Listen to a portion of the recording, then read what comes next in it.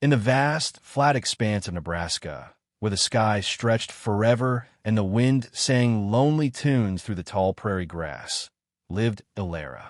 The year was 1882, and the little town of Harmony Creek wasn't quite living up to its name, at least not for Ilara.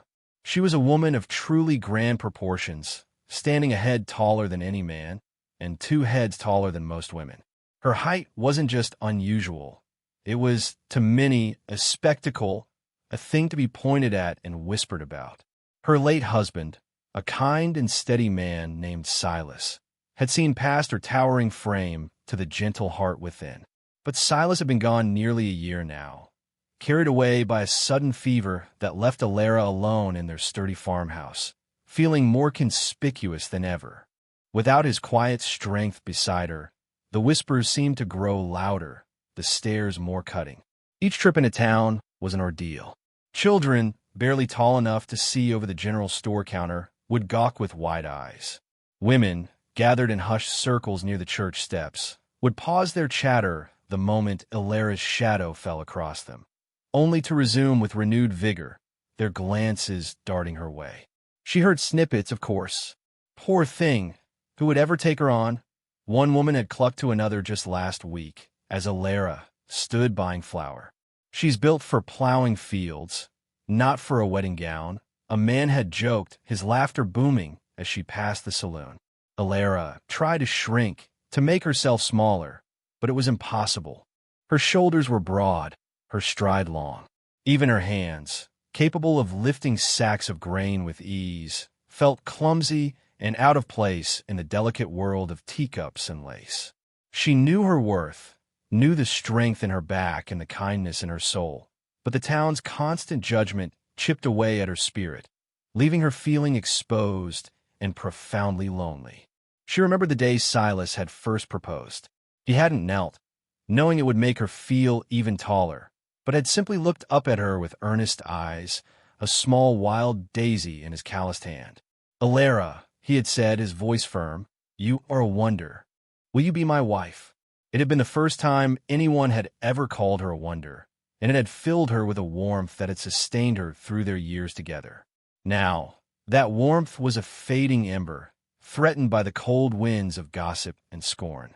The farmhouse felt too big without Silas, just as Ilara felt too big for the town. She spent her days tending the fields, her movements strong and practiced, finding a small measure of peace in the rhythmic work of the land. The earth didn't judge her height.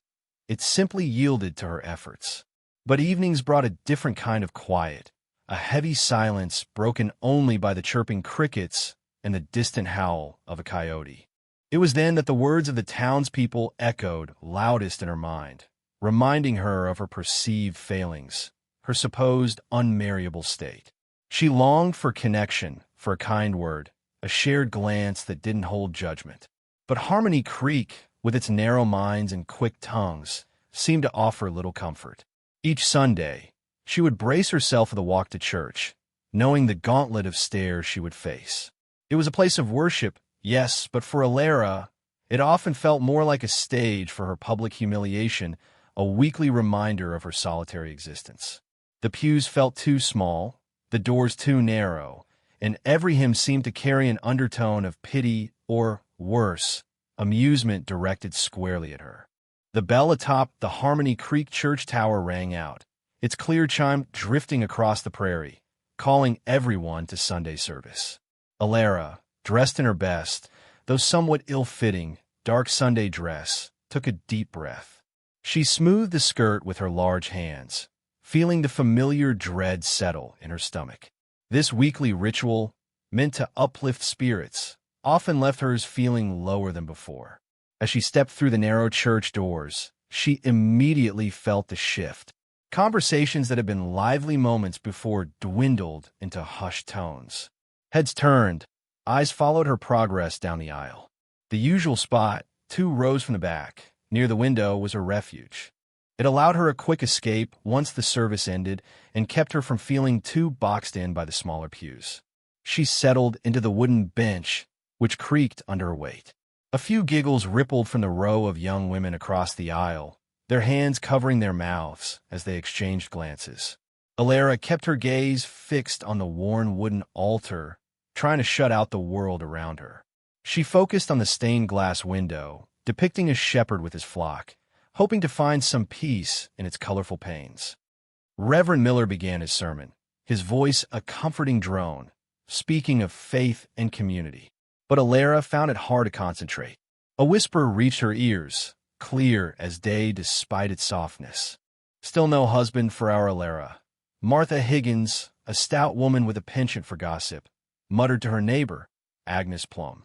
"Who'd want a woman who could wrestle a bull?" Agnes chuckled, a dry, rustling sound like corn husks. Alara's cheeks burned. She clasped her hands tightly in her lap, her knuckles white. She felt the tears prickling at the corners of her eyes, but she willed them away. She would not cry. Not here, not now. She had already shed enough tears in the lonely quiet of her farmhouse. Another ripple of hushed laughter spread through the congregation. This time, it seemed to come from a men's side, where Josiah Crabtree, the blacksmith, was nudging his friend, Jim Thorne. Josiah mimed lifting something heavy, grunting for effect, then pointed subtly towards Alara. More snickers followed. It was the same old joke, repeated endlessly. Her strength, a quality Silas had admired, was now just another reason for their cruel amusement. She heard the word unmarriable whispered again, like a curse, weaving its way through the hymns and prayers. It was a brand, burned into her heart by the town's collective judgment. They saw her size, her widowed status, and decided she was beyond hope, a lost cause. The pity in some glances felt almost worse than the outright scorn. Pity was a cold comfort, implying a helplessness she didn't feel. She was capable, she was strong, she was a survivor. But in their eyes, she was simply too much. Too big, too alone. The service continued, but Alara was trapped in her own misery. The hymns, usually a source of solace, felt like a mocking chorus. The prayers for community and kindness felt hollow, ringing false in a room where she was so openly scorned. She longed for the sermon to end, for the benediction to be given, so she could escape back to the solitude of her farm, where at least the rustling prairie grass didn't mock her. She closed her eyes for a moment, wishing she could disappear, wishing she were small and inconspicuous, like so many of the other women. But when she opened them again, she was still Alara, still larger than life, and still the subject of their unkind whispers. The heavy weight of their judgment pressed down on her, making the small church feel suffocating. She just wanted to get through this day like every other Sunday. To survive. To endure. Just a few more minutes. That's all she needed. She just needed to make it to the end of the service. She tightened her grip on her hands, feeling the sting of her nails in her palms, grounding herself. She would not break. Not here. Not now. The sermon droned on, a muffled sound against the buzzing in Alara's ears. She felt a familiar dull ache in her chest, a mix of loneliness and quiet fury. She counted the patterns in the stained glass, trying to lose herself in the colors of the shepherd's robe, anything to escape the reality of the small, judgmental room. She was so focused on her own pain that she barely noticed the subtle shift in the air, the way the whispers had suddenly died down, replaced by a strange collective stillness. Then a creak, a loud, unmistakable creak of a wooden pew. It cut through the reverend's steady voice, making him pause mid-sentence. All eyes, which had been fixed on him, now swiveled towards the sound. Alara, startled, looked up too, her heart giving a little jump of surprise. In the middle of the church, in a pew near the front, a man was slowly rising. It was Thomas, a farmer whose land bordered hers. Thomas was a quiet man, known more for his sturdy hands and honest work than for conversation. He was often overlooked, fading into the background of town gatherings, a shadow against the more boisterous personalities of Harmony Creek. He wasn't particularly tall, nor strikingly handsome, but his eyes held a steady, kind light that Alara had noticed once or twice when their paths crossed at the feed store. He always gave a polite nod, nothing more. Now, Thomas stood, his worn Sunday suit a little rumpled, his hands, usually busy with the earth, hanging uncertainly at his sides.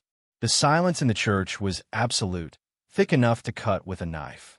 Reverend Miller stared, his mouth slightly agape. The gossiping women, Martha and Agnes, were frozen, their expressions a mixture of shock and bewilderment. The snickering men, Josiah and Jim, looked equally stunned, their half-smiles fading into blank stares. No one ever interrupted the Sunday service. It simply wasn't done. Thomas cleared his throat, a small, rough sound that seemed to echo in the sudden quiet. He looked straight ahead, not at the Reverend, nor at the curious faces turned towards him, but at Alara. His gaze, though direct, held no judgment, no amusement, only a deep, unwavering earnestness. Alara felt a jolt go through her. Why was he looking at her? What was happening? A fresh wave of dread washed over her. Was this some new form of public humiliation? Was he going to make a joke at her expense, louder and bolder than anyone had dared before? Her cheeks flushed, and she instinctively hunched her shoulders, trying to make herself smaller, though she knew it was useless. Thomas took a deep breath, his chest rising and falling visibly. His voice, when it came, was surprisingly clear, though a little shaky. "Reverend," he began, his eyes still fixed on Alara, and folks of Harmony Creek. He paused, and Alara held her breath. I have something to say. Something important." A murmur started to ripple through the pews, a confused rustle of whispers. What could he possibly want to say? Was it about a poor harvest? A new fence line? Thomas, usually so reserved, was drawing attention in a way he never had before. He ignored the murmurs, his gaze still locked on Alara, who felt like she was both shrinking and expanding all at once. Her heart hammered against her ribs. She couldn't look away from his honest, steady eyes. Then Thomas spoke again, his voice gaining a quiet strength that made every word ring through the church. "Alara," he said, his voice carrying to every corner of the room, cutting through the last vestiges of confused chatter. "Alara, will you do me the honor of becoming my wife?" The words hung in the air, a shocking, unbelievable declaration. The silence that followed was even deeper than before, a stunned, gaping void where only moments ago there had been whispers and sermon. Every single person in the church, from the smallest child to the oldest elder, seemed to gasp at the same moment. Alara's mind reeled. Had she heard him correctly? Thomas? Asking her to marry him? In front of everyone? Her shame, her dread, her quiet fury, all of it dissolved into a dizzying confusion, replaced by a feeling she couldn't quite name. The silence after Thomas's bold question was heavier than any Alara had ever known. It pressed in on her a physical weight. Her heart pounded a wild rhythm against her ribs. She stared at Thomas, who stood firm, his eyes never leaving hers, despite the stunned faces surrounding them. His gaze was steady, calm, and held a warmth that slowly began to thaw the ice around her own heart. Reverend Miller, usually so composed, looked utterly bewildered. His mouth, still slightly open, seemed unable to form words. The gossiping women, Martha and Agnes, had their hands frozen midair, their expressions a comical mix of shock and disbelief. Josiah Crabtree, the blacksmith, had actually dropped his hymn book with a soft thud that, in the profound quiet, sounded like a thunderclap. Every single person in the pews was motionless, their eyes darting from Thomas to Alara and back again. Alara felt a swirl of emotions. First, a flash of pure terror. Was this a trick? A cruel joke, meant to humiliate her even further? Her mind, so used to the town's unkindness, immediately jumped to the worst possible conclusion. But as she looked at Thomas, truly looked at him, she saw no malice, no hint of amusement in his face. Only a profound sincerity. His jaw was set, a small tremor in his hand, but his eyes were unwavering. Then came the bewilderment. Thomas? The quiet farmer who rarely spoke above a whisper? The man who kept to himself, whose life was as predictable as the seasons? What could possess him to do such a thing? And why her? The unmarriable widow, the giantess of Harmony Creek. A faint blush rose on Thomas's cheeks as the silence stretched, but he didn't falter. He simply waited, his gaze patiently fixed on Alara. It was a gaze that didn't pity her or mock her or even seem to notice her size. It simply saw her. Alara felt a strange sensation, like a knot deep inside her chest slowly loosening. The shame that had been her constant companion for so long began to recede, replaced by a tiny, fragile spark of something else. Hope. Could it be? She glanced around the church, her eyes sweeping over the frozen faces of the congregation. Their expressions were priceless, a mix of shock, disapproval, curiosity, and outright scandal. Martha Higgins looked like she might faint. Agnes Plum's jaw hung open. The men who had been snickering moments ago now looked utterly dumbfounded. Their judgment, their whispers, their cruel jokes, all of it had been silenced. Not by Alara's defiance, but by Thomas's quiet courage. In that moment, Alara felt a surge of something powerful. It wasn't just confusion or even dawning hope. It was a sense of validation, of being seen not as a spectacle, but as a person worthy of such a public, heartfelt gesture.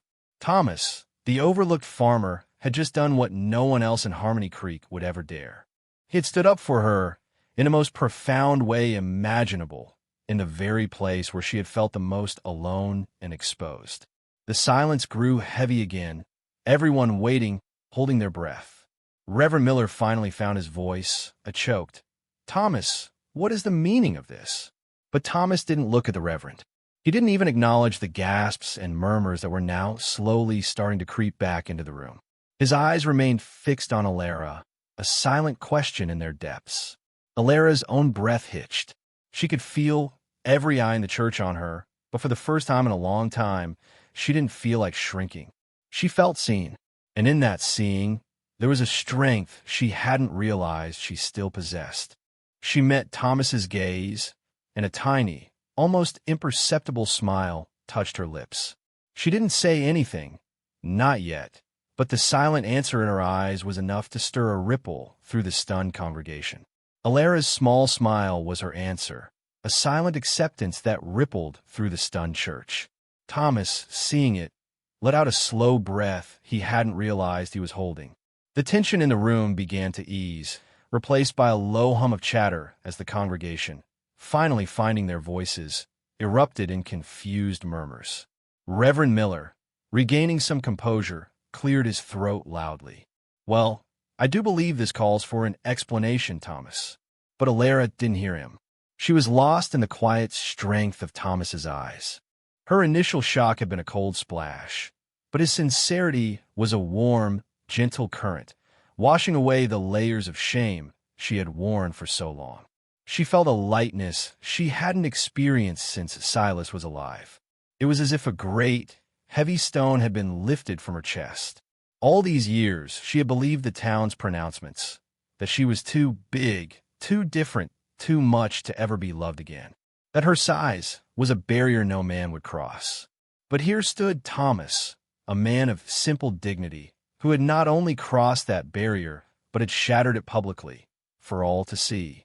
He had seen her, truly seen her, beyond the whispers and the jokes. He had seen the woman Silas had loved, the woman who worked her land with strength and grace, the woman with a heart full of untapped kindness. A flush, not of embarrassment, but of something akin to pride, bloomed on Alara's cheeks.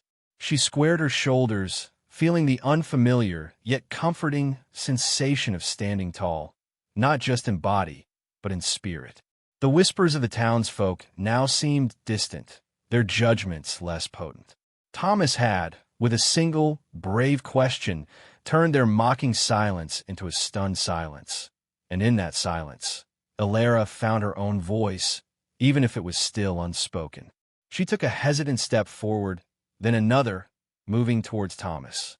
Each step felt deliberate, a reclaiming of her space in this church, in this town. The path felt different now, no longer a gauntlet of stairs, but a passage towards something new, something hopeful. As she drew closer, Thomas offered her a small, shy smile, and Alara's heart swelled with a feeling she hadn't dared to dream of. "Alara." Reverend Miller tried again, his voice softer now, sensing the shift in the atmosphere. Alara finally looked at the reverend, then at the congregation, her gaze steady. There was no longer a flicker of self-consciousness, only a quiet resolve. She met Martha Higgins's wide-eyed stare, then Josiah Crabtree's slack-jawed expression. She saw the surprise, the confusion, and perhaps, just perhaps, a hint of respect in some of their faces. She turned back to Thomas, whose hand was now slightly outstretched towards her. His touch was warm and firm as he gently took her hand. It was a simple gesture, but in front of all those watching eyes, it was a profound declaration. It said, I am here. I see you. I choose you. Star. In that touch, Alara felt a deeper understanding. This wasn't just a proposal. It was a rescue. A rescue from the lonely prison of their judgment. A rescue that had awakened a dormant strength within her. She was no longer just the giant widow. She was Alara, a woman chosen, a woman seen, a woman who, for the first time in a long time, felt a future unfolding before her. The shame was gone, replaced by a quiet, fierce determination to embrace this unexpected, beautiful chance. The sermon may have been interrupted, but a new chapter, one filled with courage and unexpected love, had just begun. The weeks following that unforgettable Sunday were a quiet testament to Thomas's devotion. The initial shock in Harmony Creek slowly gave way to a simmering curiosity, then a grudging acceptance, as Thomas consistently proved his unwavering respect for Alara. He didn't just propose, he acted. On Monday morning, just as the sun was painting the eastern sky, Alara looked out her kitchen window to see Thomas's sturdy frame already at work in her furthest field. He was mending a section of fence that had been sagging for months, a task she had put off, knowing how much effort it would take. He worked steadily, without fanfare, and when she walked out with a pitcher of lemonade, he simply smiled, wiped his brow with the back of his hand, and nodded a silent thank you. He didn't make a grand show. He simply helped, seeing a need and quietly filling it. A few days later, she found a carefully bundled bunch of wildflowers, prairie lilies and coneflowers, sitting on her porch. No note, no grand gesture, just the simple beauty of nature, picked with care. It reminded her of Silas's daisy, a quiet echo of love. Thomas knew she loved the wildflowers that grew wild on her land, and he had taken the time to gather them for her. He often rode over in the evenings, not to sit in awkward silence, but to talk about their farms, about the coming rains, about the price of corn. He listened intently when Alara spoke of her plans for the spring planting, never dismissing her ideas, often offering thoughtful suggestions. He spoke to her as an equal, a partner, valuing her knowledge of the land and her keen mind. This was a stark contrast to how most men in Harmony Creek spoke to women, if they spoke to them at all about such matters. One particularly rainy afternoon, a wheel on her largest wagon snapped, leaving it stranded near the barn. Alara was debating how to manage the repair when Thomas appeared, seemingly out of nowhere, with a spare axle from his own shed. He worked tirelessly in the mud and drizzle, his strong hands making quick work of the repair. A woman of your stature shouldn't have to wrestle with such things alone, he said, his voice gentle, when she thanked him, a rare hint of a compliment in his words. He was not making fun of her size. He was acknowledging her strength while offering his own. He made sure to walk with her into town on market days, his presence a quiet shield against the usual stares and whispers. While the townspeople still looked, their gazes were now more hesitant, less openly scornful. With Thomas by her side, Alara felt taller, not just physically but in her spirit. She noticed that the children, who once gawked, now sometimes waved shyly at Thomas, and by extension, at her. Thomas never spoke of her height, never alluded to her unmarriable status. He simply accepted her completely and without question. He admired her strength, appreciated her wisdom, and cherished her quiet kindness. His love wasn't loud or flashy, but it was steady and true, like the Nebraska earth itself. Each small act, each thoughtful gesture, was a stitch in the fabric of their new life, weaving a tapestry of mutual respect and deep affection. Alara's heart, once bruised and wary, began to open, blossoming under the warmth of his unwavering regard. The shame that had burdened her for so long was replaced by a burgeoning sense of belonging, a quiet joy that settled deep within her. As the days turned into weeks, the quiet strength of Thomas's devotion worked a remarkable change in Alara. The cautious hope that at first flickered within her now burned brighter, fueling a newfound confidence that radiated from her. She no longer walked with her shoulders slightly hunched, trying to disappear.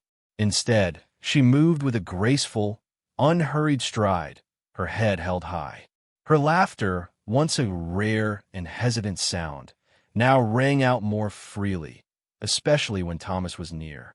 The town of Harmony Creek, which had always been so quick to judge, found its collective attitude slowly softening. It wasn't an overnight transformation, but a gradual thaw, like the Nebraska soil after a long winter. At first, the townsfolk merely watched, curious and still somewhat disbelieving. But as they witnessed Thomas's steady presence, his quiet helpfulness, and the clear adoration in his eyes when he looked at Alara, their whispers began to change. Martha Higgins, once a purveyor of gossip, was seen exchanging a polite nod with Alara at the general store. Agnes Plum, who had chuckled about Alara wrestling bulls, now offered a tentative smile.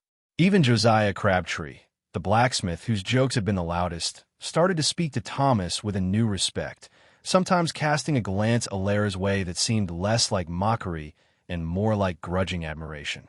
Children, once prone to open stares, now saw Alara through Thomas's eyes. They saw a strong, capable woman who worked the land and shared gentle smiles with the kind farmer. Some of the bolder ones even waved, and Alara, to her own surprise, found herself waving back, a genuine warmth spreading through her. Alara's confidence wasn't just about how others perceived her. It was deeply internal. She started to speak up more, sharing her opinions at the feed store, offering advice on crop rotation to neighbors who, for the first time, actually listened. She found joy in small interactions, no longer bracing herself for judgment, but instead meeting glances with a calm, open expression. The heavy weight of being too much had lifted, replaced by the lightness of simply being herself, finally accepted. Thomas, though still a man of few words, was her unwavering anchor. He never needed to defend her. His actions spoke volumes. When a new family arrived in Harmony Creek and a young boy pointed at Alara, asking his mother, "Mama, why is that lady so big?" Thomas simply placed a reassuring hand on Alara's arm and continued their conversation, acting as if the question hadn't been asked. The boy's mother, seeing their composure, quickly shushed her child with an embarrassed apology. The town began to see Alara not as a spectacle, but as a woman beloved by a good man. Her strength, once a source of ridicule, was now seen as a valuable asset to her farm and indeed to Thomas's. Her height, once a mark of difference, now seemed to fade into the background, becoming just a part of who she was, not the defining feature. The change was most evident on Sunday mornings. Alara still walked into church, but now she walked beside Thomas, his arm gently brushing hers. The hushed whispers were gone, replaced by respectful nods and even a few murmured greetings. The glances were no longer filled with scorn or pity, but with a quiet acknowledgement of the bond between them. The church, once a place of torment, was slowly transforming into a place of belonging, a testament to love's power to change hearts, both within and without its walls. Alara no longer focused on the stained glass to escape. She looked out at the congregation, seeing not judges, but neighbors, and within her, a profound sense of peace blossomed. The day of Alara and Thomas's wedding dawned clear and bright, a crisp autumn morning promising a long, golden day. It was a small affair, as was fitting for two hard-working farmers in Harmony Creek. But what it lacked in grandeur, it made up for in genuine warmth and heartfelt joy. Alara stood before the mirror in her farmhouse, a simple cream-colored dress, made by her own capable hands, flowing gently over her frame. It wasn't a fancy gown, but it was beautiful, adorned with delicate lace Thomas had surprised her with, bought from a traveling peddler. Her heart fluttered, a happy bird within her chest. Today, she wasn't the giantess or the unmarriable widow. Today, she was a bride, loved and chosen. As she and Thomas walked towards the church, hand in hand, the path felt entirely different. No longer a gauntlet of stairs, it was lined with friendly faces. Martha Higgins waved from her porch, a genuine smile replacing her usual smirk. Agnes Plum, standing with her husband, offered a respectful nod. Even Josiah Crabtree tipped his hat, a rare gesture of deference. The town, once so quick to judge, now seemed to embrace them, quietly acknowledging the power of true affection. Stepping into the church, Elara felt a profound sense of coming home. It was the very same church where she had endured countless Sundays of humiliation, where the pews felt too small and the whispers too loud. But today the air was filled with a different kind of hush, one of anticipation and quiet joy. The pews were mostly full, a testament to the town's shifting heart. Neighbors, friends, and even some who had once been her harshest critics had come to witness their union. Reverend Miller, his face beaming, stood at the altar. He cleared his throat, a happy twinkle in his eye. "Friends, family," he began, his voice strong and kind, "we are gathered here today to celebrate the union of Elara and Thomas." Elara looked at Thomas, standing beside her. He was dressed in his best suit, a bit stiff but undeniably handsome, his kind eyes shining with an emotion that mirrored her own. He squeezed her hand gently, a silent promise. The ceremony was short and sweet, filled with simple vows and sincere prayers. As Reverend Miller spoke of love, respect, and companionship, Elara felt each word resonate deeply. This was not just a wedding, it was a testament to courage, to quiet devotion, and to the unwavering belief that love could indeed conquer all.